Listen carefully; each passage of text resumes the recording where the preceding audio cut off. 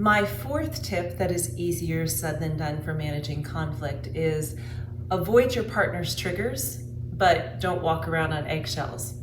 Now, those seem like almost contradictory ideas. If I know that my husband has certain triggers and I don't want to push his buttons, then don't I have to walk around on eggshells around him? Well, no, I don't. So the idea is really here your motive, right? I know what triggers my husband, and I shouldn't intentionally choose to do those things that are going to trigger and upset him, right? At the same time, I shouldn't have to feel like I'm walking around on eggshells because he's so sensitive about whatever the issues are. And I'm going to have hard times and I'm going to make mistakes, and we need to be understanding of each other. So the idea here is identify your partner's triggers and, if possible, avoid them when you can.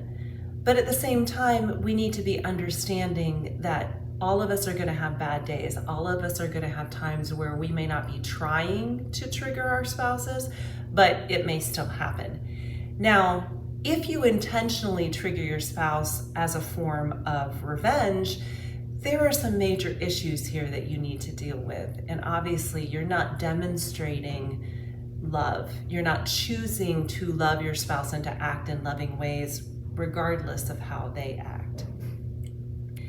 The fifth tip that is easier said than done is to forgive easily. Now, forgiveness is really the ultimate step in resolving a conflict, because forgiveness is when you settle an issue and you agree not to bring it up again to yourself, to the other person, or to anybody else, okay? That cannot be done if you haven't actually addressed the conflict. Right? Now, if I decide to let a conflict go, then I'm not going to bring it up again. I've already mentioned that. So that's a different situation. But if it's a conflict that has continued to bother me and I've addressed it, my husband and I have sat down, we've talked about it, we've come to a resolution, we've asked for forgiveness, then I'm not going to keep bringing it up. The next time it happens, which it could again, none of us is perfect.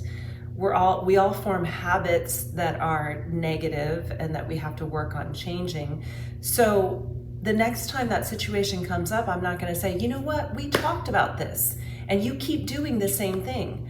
If I've forgiven him, then I have chosen not to use that against him. And again, that's something that a lot of us do. It's almost like we want to have a gunny sack that we can throw all of these offenses in, and then whenever it happens that we get offended by our spouse or they do something that we don't like, we want to hit them with the entire sack of all of their offenses. If you're doing that, you haven't forgiven. You're trying to keep that so that you can use it as ammunition against your spouse, and that's not a healthy way to have a marriage. It's not a healthy way to communicate. So resolve your issues first, then forgive each other. And when you've forgiven each other, as hard as it may be sometimes, don't keep bringing it up. Don't bring it up again. Because if you do, you're allowing that situation to control you and to control your emotions and even to cause bitterness. And so you'll find that when you let go of those situations and you give true forgiveness, it's very freeing, and it can help start you and your spouse on the road towards having a healthy marriage. If you'd like more help with getting on the road towards a healthy marriage, then head to my website, thecommunicationdoc.com. You can learn more about what I do and the program that I offer, which is called the Couples Communication Cure.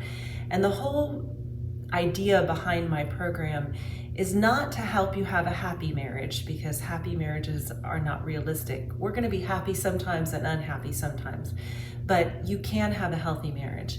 And I can help you identify where you need to improve your communication skills and give you the cure you need for you to be able to have that healthy, satisfying marriage.